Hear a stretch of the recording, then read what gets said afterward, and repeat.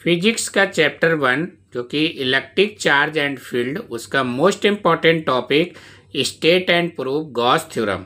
तो आपको यहाँ पर गॉस थ्योरम का डेफिनेशन और उसका प्रूविंग बताना है कि किस तरीके से आपका गॉस थ्योरम का जो है प्रूविंग होता है। तो सबसे पहले यहाँ पर हम बात करेंगे डेफिनेशन का। तो डेफिनेशन हमारे यहाँ पर आपको याद रखना है, मेन पॉइंट क्या रहता है आपका 1/ε0 टाइम जो हमारा रहता है वो चार्ज के इनटू रहता है। तो it state that the total flux through a closed surface is 1/ε0 times the net charge enclosed by the closed surface is called आपका गॉस थ्योरम। तो फाई इक्वल टू आपका क्लोज्ड आपका इंटीग्रेशन और आपका E into D S equal to Q/ε0। तो ये आपका यहाँ पर फार्मूला है। तो अगर आपसे डेफिनेशन में पूछता है तो आप यहाँ तक इसको लिख के बता सकते हैं। अगर आपसे ये प्रूविंग में पूछता है 3 मार्क्स में तो आपको इसको प्रूव करके दिखाना पड़ेगा। तो देखिए इसको हम किस तरीके से फार्मूला को यहाँ पर हम प्रूव करेंगे। तो ये हमारा यहाँ पर गॉसियन सरफेस हो जाएगा। Q आपका यहाँ पर पॉजिटिव चार्ज हो जाएगा, R आपका यहाँ पर रेडियस है, ds हमारा यहाँ पर क्या है आपका एरिया हो जाएगा और E आपका यहाँ पर इलेक्ट्रिक फील्ड हो जाएगा। ये आपका E और ds इलेक्ट्रिक फील्ड जो है एवरी पॉइंट पर हमारा क्या होगा सेम होगा गॉसियन सरफेस के, और ये आउटसाइड डायरेक्शन में आपका E और ds। तो उस कंडीशन में आपका जो थीटा है इलेक्ट्रिक फील्ड ये पैरेलल डायरेक्शन में हो जाएगा, तो उस कंडीशन में थीटा आपका यहाँ पर 0 हो जाएगा।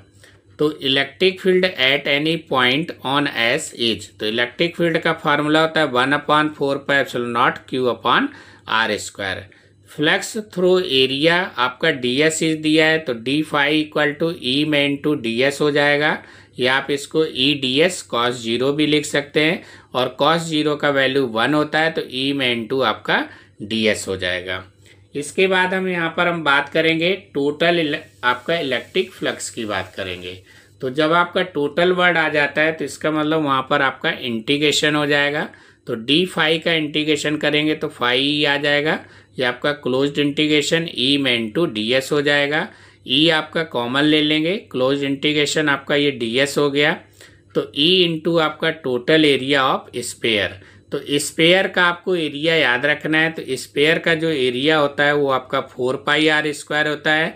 तो क्लोज्ड इंटीग्रेशन ds की जगह पर हम 4πr² पुट कर देंगे, तो फाई इक्वल टू आपका E इंटू आपका 4πr² हो जाएगा, जो कि आपका यहाँ से इक्वेशन सेकेंड आपका निकल के आ जाएगा।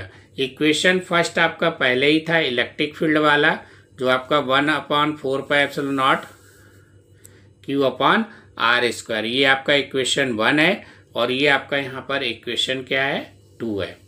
अब इक्वेशन 1 का जो वैल्यू है वो हम इक्वेशन 2 में क्या करेंगे पुट कर देंगे, क्योंकि phi equal to E into 4πr²। E आपका यहाँ पर इलेक्ट्रिक फील्ड है, तो इसका वैल्यू हम यहाँ पर पुट करेंगे 1/4πε0 Q/r²। तो ये आपका यहाँ से कैंसिल हो जाएगा, 4π और r² कैंसिल हो जाएगा, तो Q/ε0 टाइम्स आपका यहाँ पर बचेगा।